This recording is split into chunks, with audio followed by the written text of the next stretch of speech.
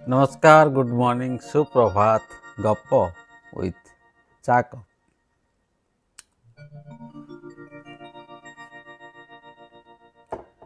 चा कप पर ये आपण गोटे सुंदर गप।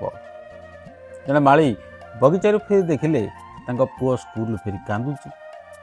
माड़ी पचारे कौन है? पुटी कहला मत आज मो क्लासमेट मैंने टाइटा प्रा कले गोटे माड़ीर पुओ बोली कही से मैंने मत जो चिड़ेले मन भारी दुख हो गला। माड़ी हसिले कहले ठीक अच्छे तू चल मो सांगे बगीचा को चल।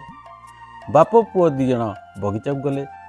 दीटा चारा धरते माड़ी कहला देख तू यही चाराटी लगा मु चाराटी लगौची। आ देख शुणु तू जो चाराटी लगौचु से तू मिनेराल वाटर देबू मु ये जो पंक पोखरी अच्छी ता पानी देवी। आम 7 दिन एमती पानी देवा तापर देखा कथा 7 दिन जाक बाप पुओ आसी पानी देले। तापर देखला बेलू 7 दिन बेलू जो फूल आसला चारा से माड़ी जो पंक पानी दौले ता फूलटा बहुत बड़ होता कि पुओ जो मिनेराल वाटर दूसरा से फूलटी छोट होता। पुओ आश्चर्य पचारा बाबा ये केमी संभव मु तो फल परिष्कार पानी दौली तुम तो पंक पानी दौल।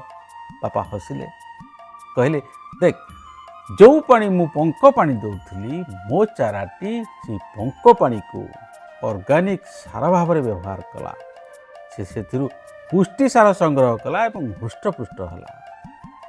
एथुरु शिक्षा नहीं मनीष को जिते किए समालोचना करा कर स्पोर्टिंग नवा उचित ताकू सार खत औषध भाव में आम जीवन में व्यवहार करिया उचित एवं से चैलेंज भाव ग्रहण करी आमे बढ़ी नेबा उचित।